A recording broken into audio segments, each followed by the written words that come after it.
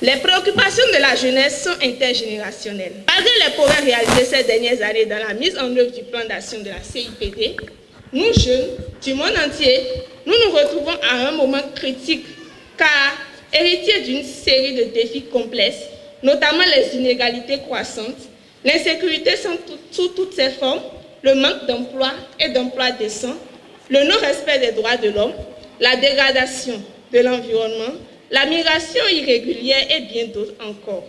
Dans le même temps, nos opportunités socio-économiques sont de plus en plus limitées. Ces contraintes se sont aggravées pour nous jeunes, et en particulier les jeunes femmes comme moi, qui sont marginalisées en raison de formes croisées d'oppression et d'injustice. Nous sommes de plus en plus mécontents et tentés parfois par des idées de créer un changement qui ne repose pas sur les institutions et les processus politiques formels. La jeunesse a soif d'être responsabilisée et appelle de tous ses voeux les différentes communautés à lui faire confiance.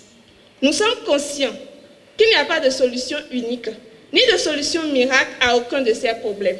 Oui, nous savons que vous avez des idées innovantes, mais une voix jeune est nécessaire pour vous inciter à agir malgré les contraintes auxquelles vous faites face pour produire des solutions à nos préoccupations. C'est au regard de ces défis énumérés par la porte-parole des jeunes que se tiennent depuis quelques jours à Cotonou le premier dialogue mondial des 30 ans de mise en œuvre du programme d'action de la Conférence internationale sur la population et le développement CIPD 30. Ce dialogue mondial se veut être un cadre devant œuvrer à apporter des solutions à ces difficultés. Notre action est de valoriser tout le potentiel des compétences, de créativité et d'innovation de notre jeunesse, la jeunesse béninoise.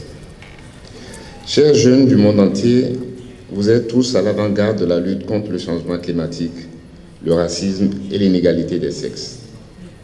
Pour faire face à ces défis, nous sommes appelés tous ensemble à vous écouter davantage pour mieux remodeler nos sociétés.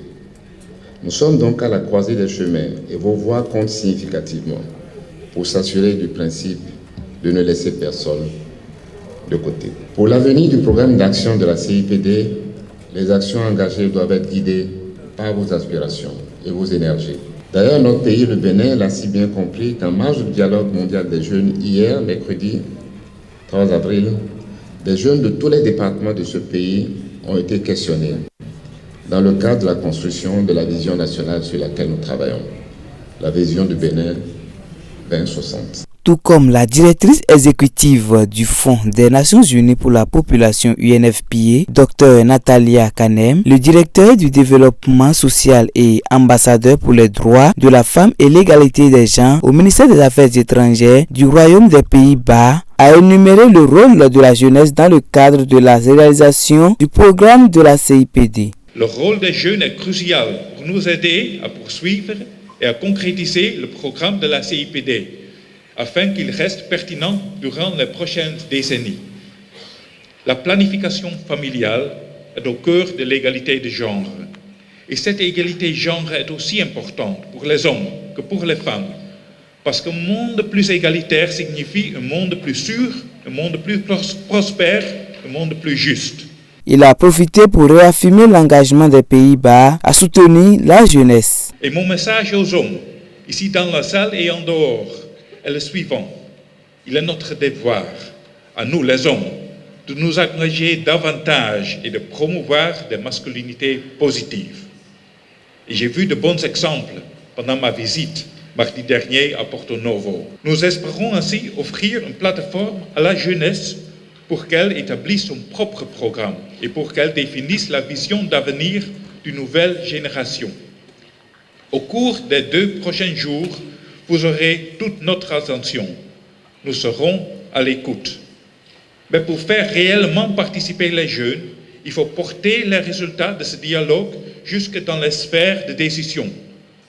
Représentant le président de la République, Patrice Talon, le ministre d'État chargé du développement et de la coordination de l'action gouvernementale, Abdoulaye Bio Tchane, a rappelé l'efficacité de la tenue de cette conférence à Cotonou. L'efficacité de la conférence de Cotonou, la richesse de nos résultats vont déterminer la qualité des produits ultérieurs. Mon souhait est que vous continuiez à apporter de nouvelles idées pour changer le monde. D'ailleurs, beaucoup de changements, d'innovations et de transformations observés ces dernières décennies viennent des jeunes. Après cette cérémonie d'ouverture, plusieurs panels ont été animés.